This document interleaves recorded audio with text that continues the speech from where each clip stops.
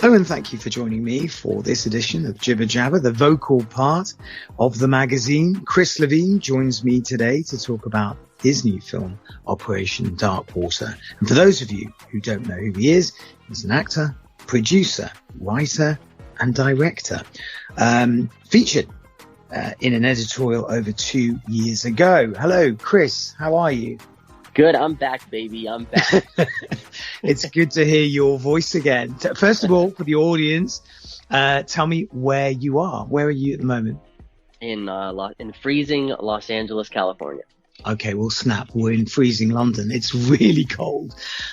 Listen, I saw your trailer for your new film and I thought, listen, I've got to reach out to you and find out a bit more about it.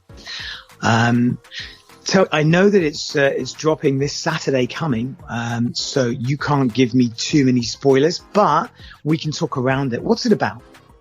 So it really follows a veteran named Charles Sutton, who is called in by me, his old commanding officer, who now runs kind of like the Blackwater type of side money missions now. Mm-hmm. And I tell him, listen, he has some tragedy in his life. We've been apart for a minute. I bring him back because the tragedy that he suffered from, I think I have a way for him to get revenge in a way. Right. Okay. And it's up to him to go down that rabbit hole, if not. So the genre's very much action. I mean, I saw the trailer and there's no room for anything more. It is a non-stop action movie. Bigger budget? Is it a bigger budget than you're used to working with? Honestly, about the same. It's just the team behind it works on a lot of just network shows, a lot of ABC and NBC stuff. Mm-hmm. So because of the strike, they were able to kind of put together a team that's usually working on big shows to kind of make this film for us. And that's why it looks so amazing. Yeah, it's a great trailer. I know it's around Instagram at the moment. I'm going to put all the details at the end of the podcast in the podcast description box. So don't worry about that. Tell me about the actors you're working with. I mean, who's there? Any big names? Anyone you've worked with before in the past? Are they a new team? You definitely had synergy between all the cast.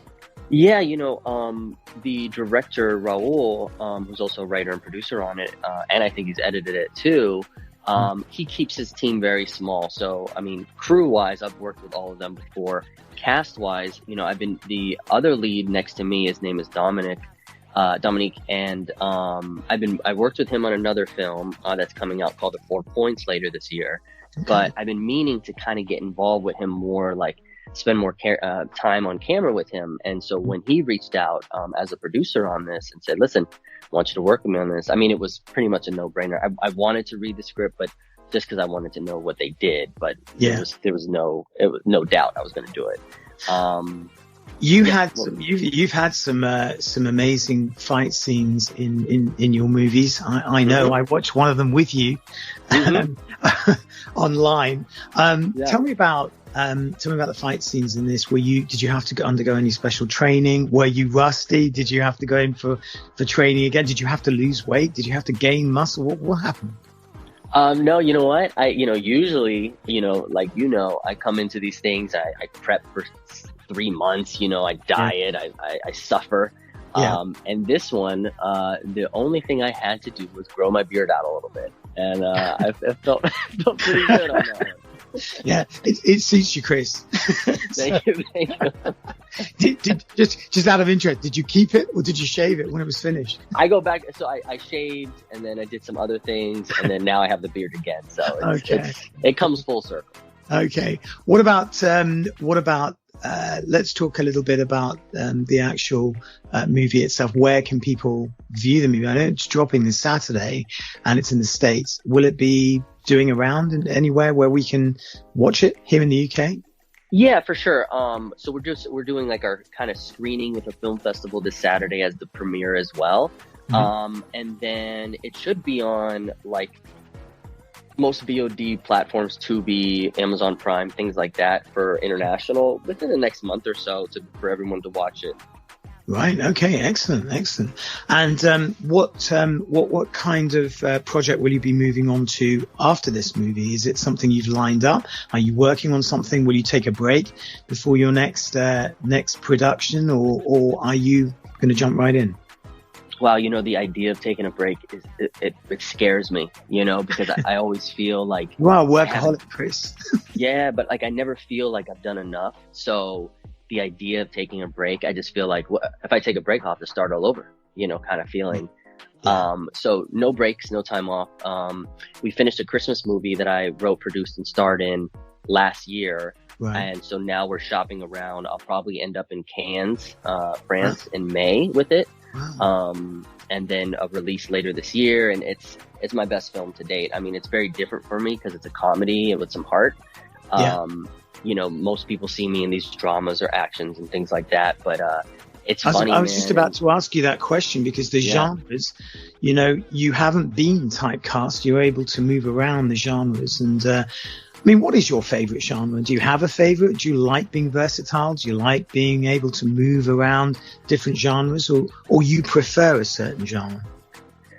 I don't prefer anything. I mean, doing The Handler, that 100% action film, and learning Muay Thai for it and stuff. Yeah. There's something cool about being the badass on set, right? Like in the movie world, nobody's going to hurt me, in that sense. Yeah. So there's something cool about that, but, being on this Christmas comedy, God, it was so nice to just like not have to get hurt, not have to get beat up, and just kind of relax and have some fun and really be myself.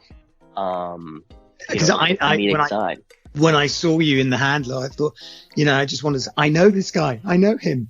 Yeah. You were like a super action, I don't know, Bruce Willis type guy, Yeah. But a real badass, so. Real badass, and not in real life, but definitely in the movie. Yeah, but I imagine you've had your fair share of injuries. I mean, what, for the audience who do know who you are, what kind of injuries have you sustained or had to overcome in your career? Yeah, I mean, I've definitely sprained a lot of things. I've definitely got the wind knocked out of me. I was in concussion protocol once for being dropped on my head on a wood floor. And yeah, I mean, scratches and bruises and things like that. I think the worst thing that it didn't happen, but it could have, is when we were playing with, like sugar glass, it's supposed to like break when you hit it. Yeah. And the guy doing it wasn't very trained with it and hit me upside the head with it like he was supposed to, but it was so close to my eye that maybe an inch over, and it would have been really bad for me. So I bet you doing a comedy was a really good thing. Oh, I mean, I was ready for it, and I'm, it's funny because like now we're in pre-production for a couple things as well going forward this year, and no comedies are involved in this. It's like one's an action, one's a horror film. So it's time for Chris to get dark and dirty again. I wanted to ask you about the film festivals that you will be attending. Will there be footage of it on Instagram? How can people view it? People who want to follow your story, where will they be able to see things that are happening behind the scenes at the film festivals? Where can they view it? Yeah, I mean, I'm mainly on Instagram, but I do post on Twitter and Facebook too. So I'll probably do like Instagram Live or something like that, or YouTube Live even, for the festivals, just so people can kind of see behind the scenes of what it looks like from my perspective. Which probably looks amazing. Yeah. Okay. Look, you've worked in all different sort of parts of the movie making process. You've been in the acting, in the director's chair, producing.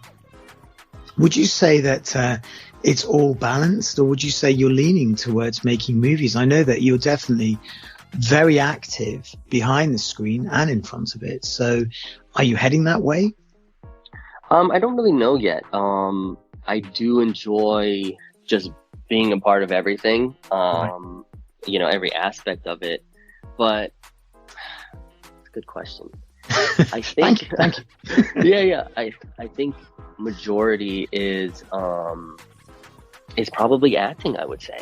Right. You know, I do enjoy making films and writing and stuff, but I think now going on, 10 plus years, I think it's time for something for me to more focus on the acting side of things, I think. Sure. Yeah. Okay, that's okay. Well, what about the process of making movies? I know that when we last spoke, we talked a little bit about making movies and how finance is raised and how people can write off their taxes. I still remember talking to you about this.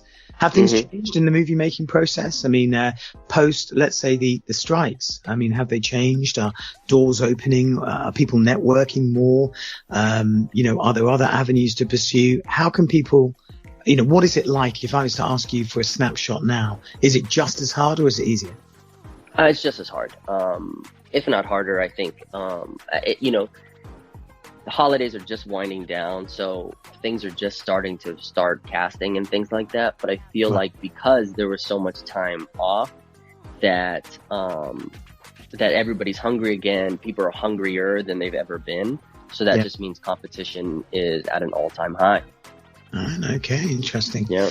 Okay, and are you coming to London anytime soon? I do. We've talked about it. I have family in Grimsby and Cleethorpes, and they're always hitting me up. When are you going to come visit? Blah blah blah. So I don't know if it'll be this year. I asked you that question. It was at least and you said I'm coming. I'm trying, man. I'm trying. It's tough to fit. Your day-to-day life here in LA, and then when you go into these festivals, these markets, Berlin and Cannes and stuff like that, it kind of takes up a lot of resources to do that. But I turned 40 this year, so the plan is to go to Tokyo, Japan, and celebrate. Nice. Okay. Yeah. I can't believe I didn't know you were going to turn 40. That's pretty amazing. You look great. You look like you're 30. Trying to stay young, man. The key to it is staying in shape. I think when you start putting on that weight, it really makes you look like a lot older than what you really are. Yeah, I think you're right. Yeah. Well, okay. Well, what about you're going to plug this movie, I know, because that's the purpose of this. I really want to get the mass out there and let them know that the movie's coming out this Saturday. Do you want to drop any names involved in the movie scene and people behind the scenes that maybe you want to give a mention to? Is there anyone out there that you would like to name drop? I mean, yeah, of course. I mean, the director, producer, writer extraordinaire, Raul Perez, he's brought me on to 2 other projects already and this one. And, he's already thinking of writing a script for me in mind. And so I appreciate the love there. I think he's got a vision. I think he's a very talented dude. My co-star in the film, Dominique, and a new co-star, her name is Chris, not to be confused with me. She brought the heat. I've never met her before. She was just casted online blindly for the film and came in and brought this great performance with, a tearful, truthfulness to her that I really enjoyed. And everybody else. I mean, you can't make a movie that's great without having a great cast and crew, and everybody brought their weight to it, and I'm appreciative of it. So I know normally I ask you this question whenever I meet you. I ask you this question: what did you take from the movie? And I know I asked you that question about anabolic. What kind of thing did you take from this experience for this movie? It's crazy because something like Anabolic Life, I mean, that was so life-changing, so many things, so many parts involved that I was involved with. So obviously that's going to be more impactful and I'm going to get more out of it. Now working on this film, specifically Operation Dark Waters, I think it's, for me, the first thing I guess is the idea that I feel like I'm sometimes too young looking, at least, to play certain parts, including this as being a retired commanding officer who runs a Blackwater group right now. And I was like, man, I feel like older, more mature looking dudes would be running this kind of thing. But, you have to, I learned that, that even if you don't think that you look the part, if you truly believe that you are the part, and give it all you got, then people will believe it no matter what you look like. So that was a good learning lesson for me on this one specifically. And And I mean, has there been any kind of like like, for example, Anabolic? Do you ever think to yourself, I should go back and make a sequel? I mean, a lot of actors do. Yeah. What about you? Is there anything in your past that you'd like to resurrect, someday, perhaps, maybe? For sure. I mean, I think over the last 10 years plus of me making films, especially producing films that I've written, I feel like a lot of them have sacrificed due to budget and time constraints. Sure. And so if there was a redo, I don't think I'd redo Anabolic Life. I think that's a standalone thing. That was amazing. Yeah. Yeah. But I'd like to redo No Way Out, which is my most successful horror film. But, right. We had no money with it. The director changed the script of mine a lot. And I think the original script definitely deserves another shot. Yeah. And I'd like to not redo, but create a sequel to The Handler eventually. Whether that director wants to be involved or not. Again, I think what I would do this time with it is kind of play it more. I guess not take it as serious. Not in my training, of course, but like in the sense of like make it a little more tongue in cheek, have a little more fun with it. When you're trying to do John Wick, but you don't have the John Wick budget, I think that sometimes hurts you. And I think if we look back at Handler and did it for the budget, that we had, I think it would be even a better of a film, and people would take it a little bit better. So yeah, those are two that I would like to. Listen, I think we're all on a learning curve, right? We're all on a learning curve, and that's what makes us all so individual. Unique, we're on a journey, so myself included. I think I too, after doing so many podcasts, have sort of not taken it as, so seriously. I'm having fun with it, really am, So I wanted to tell the audience as well that, I hope to have you back on the show at some point, maybe whenever you get involved with your next project. The audience are connecting with your story. Don't forget, if you are tuning in, that Chris has an editorial with us, details of which I'll place in the podcast description box.